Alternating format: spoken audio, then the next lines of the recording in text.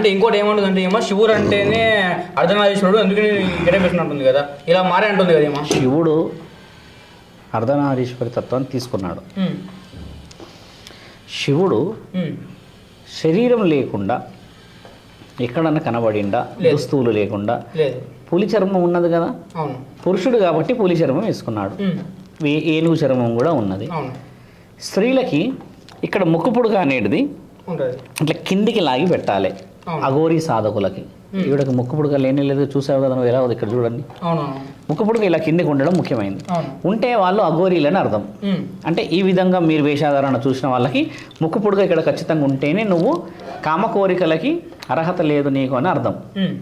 నువ్వు పురుషుడు అయినాక నీకు ఇక్కడ ముక్కుపుడుకు ఎలా పెట్టగలవు? కాబట్టి నువ్వు పురుషుడు అని రుజువు అయింది కదా అక్కడ.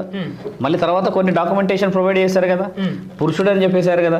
ఇన్ని చెప్పిన తర్వాత కూడా నేను ఇంకా లోక కళ్యాణం అంటే కొంతమంది నిజంగా లోక కళ్యాణం అన్న భ్రమలో ఉన్నారు మిత్ర. ఇప్పుడు లోక కళ్యాణం ఆ విధంగా జరగదు. లోక కళ్యాణానికి ఎంతో మనోధైర్యం, ఎంతో మనోశక్తి, ఎంతటి జ్ఞాపక శక్తి మరియు ఎందరినో కదిలించే మనస్సాక్షి చాలా ముఖ్యమైనది. నేను లోక కళ్యాణం చేయడానికి వస్తున్నా అంటే ఆత్మార్పణం చేసుకుంటా అని చెప్పేసి ముత్యాలమ్మ గుడిలో వచ్చి ఒళ్ళతా రుద్రాక్షలు వేసుకున్నావు నీవు, శివుడి మీద నిందపడ్డట్టే కదా ఈరోజు. చూసే వాళ్ళందరూ ఏమనుకుంటారు, కైసా భగవానే అని అన్నారా, కోన్సా భగవానేవో అని అన్నారా, కిసుకు దేఖరే అన్నారా, రుద్రాక్షలు అన్నీ వేసావు, చితాభస్మం రాసావు, నువ్వు పుర్రెల దండ వేసుకొని తిరుగుతున్నావు కదా. నీవు ఈరోజు బతుకుండడానికి గల కారణం అవన్నీ వేసుకున్నందుకే. ఈ రుద్రాక్షలు వేసుకున్న వాళ్ళకి మన శాస్త్ర గ్రంథంలో ఏముందంటే మిత్ర, ఒక రుద్రాక్ష వేసుకున్నా కూడా పవిత్రంగా ఆలోచిస్తాం మనం కదా. నువ్వు అన్ని రుద్రాక్షలు వేసుకున్నావు కాబట్టి నీ శరీరం ఈరోజు ప్రాణం బతుకుంది. అవి లేకుండా ఉంటే నీకు కావాల్సిన మర్యాదలు ఎన్నో అయ్యేటి. ఒక పురుషుడిని రమ్మండలా వస్తే ఊరుకుంటావు మనం? మన దగ్గర ఊరుకుంటారా? నువ్వు స్త్రీ శరీరాన్ని ఎత్తుకున్నావు అంటే నీ మీద దెబ్బ పడదన్న ధైర్యంతో ఎత్తుకున్నావు కదా. అదే పురుషుడు వస్తే మనం ఖచ్చితంగా ఎదుర్కొనే వాళ్ళం. మీరు ఎవడో ఒకళ్ళు ఎదుర్కొనే వాళ్ళు, ఏందాయన ఫస్ట్ తీసుకుంటారా అని అనేవాళ్ళమా లేదా? ఆ పరిస్థితి రావడానికి గల కారణం కూడా ఈవిడ జ్ఞానం అనేది ఆలోచన ఉంది.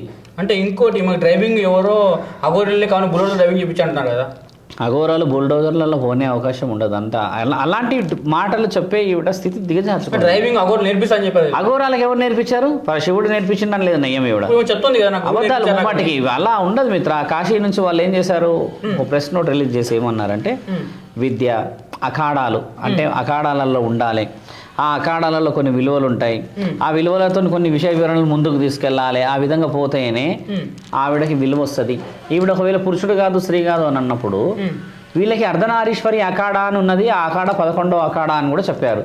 అఖాడా అంటే ఏంటంటే మిత్రమా, వాళ్ళు ఉండే ప్రాంతం పేరు అఖాడా. ఇప్పుడు నేను సాధువును కదా, సాధువు అఖాడా అని ఉంటుంది అక్కడ. అంటే ఓన్లీ సాధువులే ఉండాలి అందులో.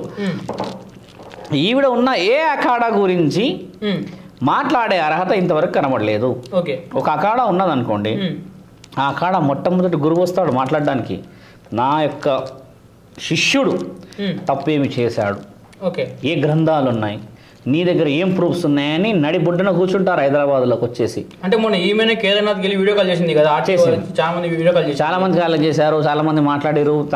నీ ప్రయత్నం నువ్వు ధర్మంగా ఎన్నైనా చేసుకో, కానీ దుస్తువులు చేసుకొని రా అంటున్నాం మేము. దుస్తులు లేకుండా వచ్చేసేసి నేను ఇది చేసుకుంటా, నేను అది చేసుకుంటానంటే పేరు అన్నంత మాత్రాన విలువ రాదు మిత్ర. బాగా గుర్తుపెట్టుకోండి. దుస్తువులే లేకపోతే నీకు ఏ విలువ వస్తుంది? ఇప్పుడు నువ్వు ఆలోచించాల్సింది కూడా. ఇంకోటి చూసుకుంటే అఘోరి కేరళలో ప్రత్యక్షం పెట్టారు కదా. ఇప్పుడు కేరళ ప్రత్యక్షమైంది. ఎందుకు ప్రత్యక్షమైంది? ప్రత్యక్షమైంది అంటే ఇప్పుడు ఆవిడ ఒక నిలకడ లేకుండా జరుగుతుందని అర్థం కదా. నిలకడ అనేది సాధువులకి చాలా ముఖ్యమైనది స్వామి. ఆ నిలకడ లేకపోతే నీ యొక్క లోక కళ్యాణం ఎలా చేయగలుగుతావు? దేవుళ్ళని సైతం మనం లోక కళ్యాణం అని అంటే మంచి జరగాలని ఆలోచించి ధర్మ కార్యక్రమాల గురించి ప్రాధేయపడేసి దాని గురించి ప్రాకులాడడం. అంటే ఇప్పుడు చూడండి మిత్ర, ఒక దేహం అంత సులభంగా రాదు. నువ్వు అలా ఉన్నా నేను ఇల్లు ఉన్నా ఎంతమంది అవమానాలు చేస్తూ ఉంటారు మనల్ని. డబ్బులుంటే ఒకలాగా మాట్లాడతారు, చదువుకుంటే ఒకలాగా మాట్లాడతారు. ఇన్ని చేసిన సంసారంలో ఎన్నో బాధలు ఉంటాయి. ఇంత కష్టపడి నెలకు నువ్వు 5,000 10,000 ఇంటికి తీసుకుపోయినా నేను అవమానపరుస్తూనే ఉంటారు. సహజంగా సహజసిద్ధంగా ఉన్న శరీరాలకే ఇంతటి బాధలు ఉంటే నువ్వు దిగంబరంగా నేను అఘోరా అనే లేడీ శరీరంతో తిరుగుతున్నప్పుడు నీకు కూడా ఎన్ని అవమానాలు జరిగిండవచ్చు ఇక్కడ. ఆ అన్ని అవమానాలు నువ్వు ఇంకా భరిస్తున్నావు అనంటే దాని ఓర్పు నీవు మారి చూయించాలి అనే సమాజం వదిలిపెట్టేసేసి నీవు చనిపోతా అని క్షణిక నిర్ణయాలు తీసుకుంటున్నావు కదా మిత్ర. అది లోక కళ్యాణం కాదు. లోక కళ్యాణం ఏంటంటే వందల మంది కుటుంబాలని కాపాడడానికి శ్రేయస్సు చుట్టడం. ఓకే, అంటే ఇప్పుడు ఒక వ్యక్తి నా దగ్గరకు వస్తే మంచి చెడు చెప్తాను నేను కదా, చెప్పినప్పుడు ఆ వ్యక్తి మారగలగాలి. ఆ మారగలగడం అనేది లోక కళ్యాణం. అట్లా నీలాంటి వాళ్ళు వందల మంది వస్తారు కదా, అది లోక కళ్యాణం. ఇప్పుడు ఎక్కడో ఉదాహరణకి ఎక్కడో మక్కా మస్జిద్లో పూజ జరుగుతుంది మిత్ర, అక్కడ నుంచి నీళ్ళు లేకపోతే ప్రసాదం తీసుకొచ్చిస్తారు కదా, అందరు తింటూ ఉంటారు. ఈ ముస్లిమ్స్ అందరూ ఏం ఆలోచిస్తారు, మక్కాలో పూజ జరుగుతుందంటే అది లోక కళ్యాణం కానీ ఆలోచిస్తారు.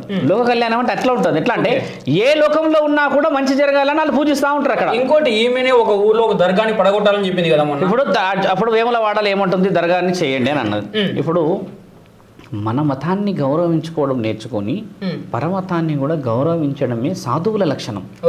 వేరే మతాన్ని నీవు ఎందుకు అక్కడ నుంచి గుడి తీసేయాలా అని అవసరం వచ్చిందంటే ఆ గుడి చరిత్ర ఏందో చెప్పు మొదట. నీవు అసలు ఎందుకు వచ్చింది అక్కడ ఆ విగ్రహం, ఆ విగ్రహం ముందు శివుడు ఎందుకున్నాడు, అసలు దాని ప్రస్తావన ఏందో చెప్పాలి.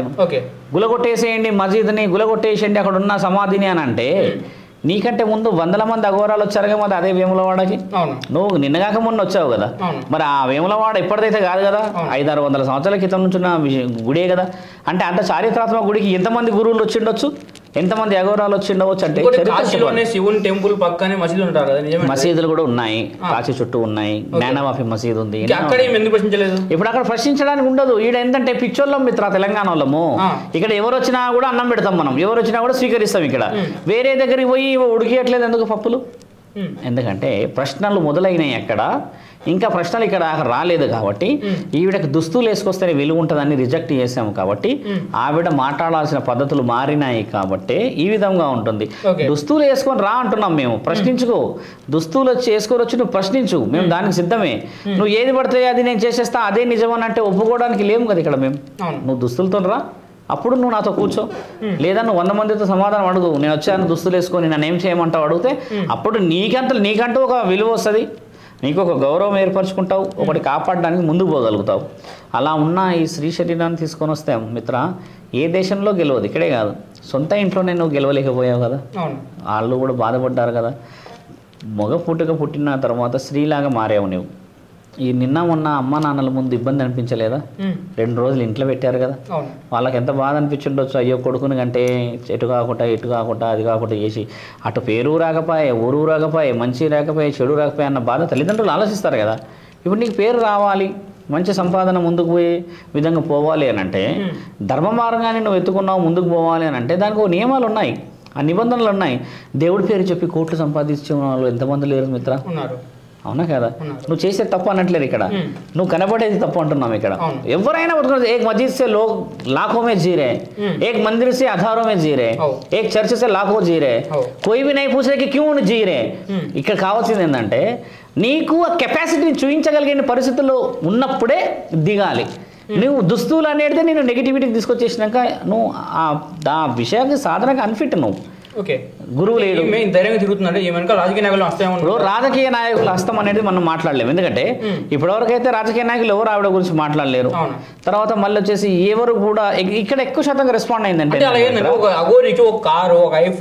ఆవిడ తెలివితేటలతో కొనుక్కుండవచ్చు. ఇప్పుడు చూడండి ఇక్కడ ఈ అమ్మ మాటకు మాట బయట పెట్టిన సంచలన నిజాలు.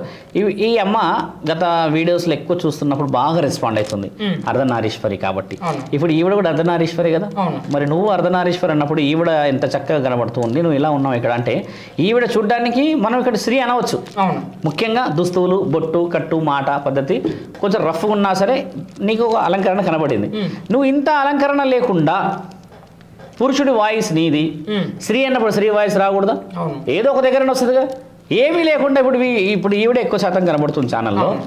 వాళ్ళు చెప్పింది కూడా ఏంటంటే మిత్ర, మా దగ్గర అర్ధనారీశ్వరి అని అన్నా కూడా ఒక అర్హత ఉంది. దుస్తులు లేకుండా నువ్వు కనబడి మా అర్హతని మమ్మల్ని కూడా సమాజంలో తక్కువ అంచనాకు తీసుకొచ్చే పరిస్థితి ఏర్పడిందని వీరి ఆవేదన. దాంట్లో నిజం ఉంది కాబట్టి కదా వారికి ఆవేదన. ఇక్కడ చూడు మిత్ర, పిచ్చోడు కూడా ఉన్నాడు ఈ ప్రాంతంలో, వాళ్ళకి ఏ దుస్తువులు వేసుకున్నా ఎవరు అడిగేటోళ్ళు లేరు. మంచోడు ఉన్నాడు ఈ ఏరియాలో, ఎడ్యుకేషన్ బాగా ఉండి కూడా ఇటొక రంగు కలరు జుట్టు వేసుకొని పోయేటోళ్ళు ఉన్నారు. మరి వాడిని ఎందుకంటే మనం ఇక్కడ అంటే ఇక్కడ మన భారతదేశంలో విభిన్నంగా నువ్వు బతకవచ్చును, కానీ ఎవరైనా నిన్ను చూసి ఒక పేరు పెట్టేలా బతకాలి.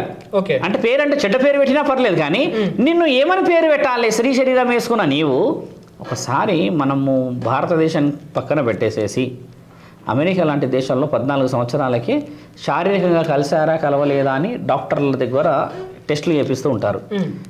ఒకవేళ 14 సంవత్సరాలు కలవలేకపోతే కలవాల్సిన క్లాసెస్ ఇస్తూ ఉంటారంట. మనకు తెలిసిందే కదా. అలాంటి దేశాల్లో అంటే లీగల్గానే సెక్స్ అఫీషియల్గా లీగల్గా ఉన్న దేశాల్లోనే ఆడవాళ్ళు దుస్తులు లేకుండా తిరగరు మిత్ర. అక్కడ దేశాల్లో తిరగచ్చు కదా.